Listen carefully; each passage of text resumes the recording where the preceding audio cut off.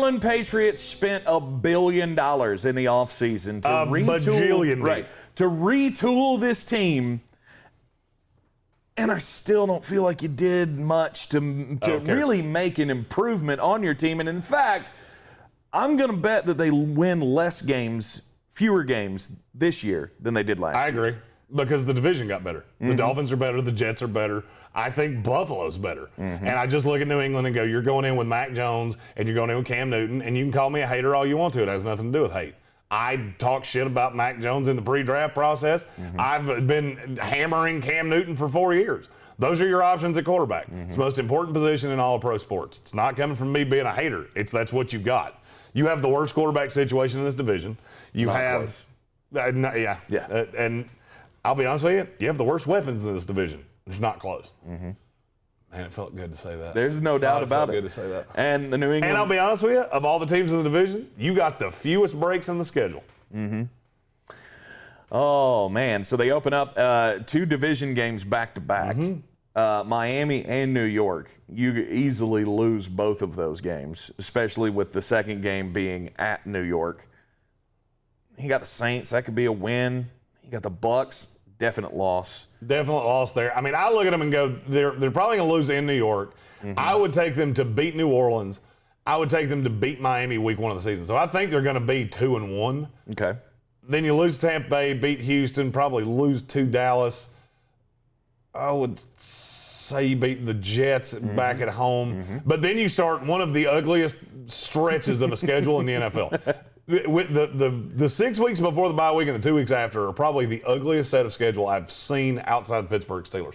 You have to go cross country to the Chargers. That's a loss. You have to go to the Carolina Panthers. I think that's a loss because I think by then Sam Darnold will have started clicking. The weapons there. I really like that team. But let's say you win that. Are you beating Cleveland, Tennessee, Buffalo, or Indianapolis? And you play Buffalo twice. Not a chance. I would say not a snowball's chance in hell you beat any of those teams. So you catch one in Carolina, you catch one against the Falcons, and you go 2-6 right in the middle of your season. I just look at that and go, okay, so you started 4-3, and then you go 2-6. Okay, that's not good. Then you close out with 2 games at Jacksonville, 1 at Miami, and I would say you lose in Miami. When does Mac Jones start? Or does he start this year? The one thing I will say for Mac Jones is that there's a path to him starting much easier than there is for Justin Fields or Trey Lance if they don't start right off the jump. Justin Fields, I've said multiple times, I don't see when you can get him in because that schedule is brutal. Mac Jones, I could see a path that he starts the season. That's what I think should happen. I think you should just get rid of Cam Newton right into the season with Mac Jones and Jared Stidham. But I don't think that's what Bill's going to do. Bill's not going to do that. I think Bill thinks the best chance for them to win right now is Cam Newton. Now, I don't think he's right. And I've heard this narrative of, Cam was so bad after he caught the coronavirus. Well, shit, I didn't know he caught it in 2016. That's crazy that Cam Newton caught a virus 4 years before it was developed. It's just another litany in the longer list of And here's injuries, the thing. Patriots fans, you can call me a homer all you want to. We've covered Cam Newton for a Panthers radio network for years. I know Cam Newton better than you do. It ain't close.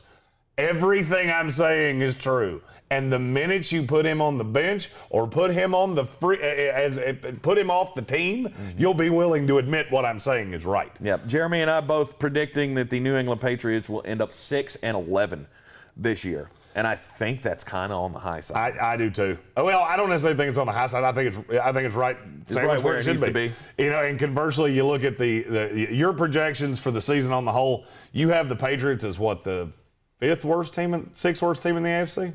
Yep. You'd have them with a pick right in the front of the teens, so they'd be right in that 11 area.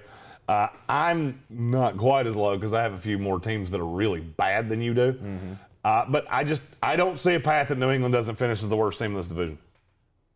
I don't think you have any teams as bad as I have. I got 3 1-2 lost or 2-win teams. Because a blind squirrel finds a nut every once in a while. It's better than Caleb. I think Caleb had 6 one-loss teams. He did. And a winless team. Yeah, it was something like that. Houston Texans. Oh gosh, can't wait for that one. Which it'll be coming up here in the Sportsocracy. The Houston Texans win-loss record video. That one should be fun and quick. And very fast, because when there's between 5 people, they had 6 wins.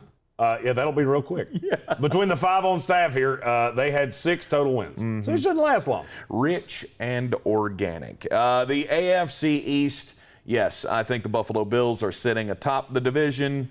That will be the case for them all season long. I don't see them looking back over their shoulder at any of these teams. I don't either. And sorry, Patriots fans, I hate to break it to you. It's going to be that bad. Mm-hmm. But this has been the Patriots 2021 win-loss projection from the Sportsocracy.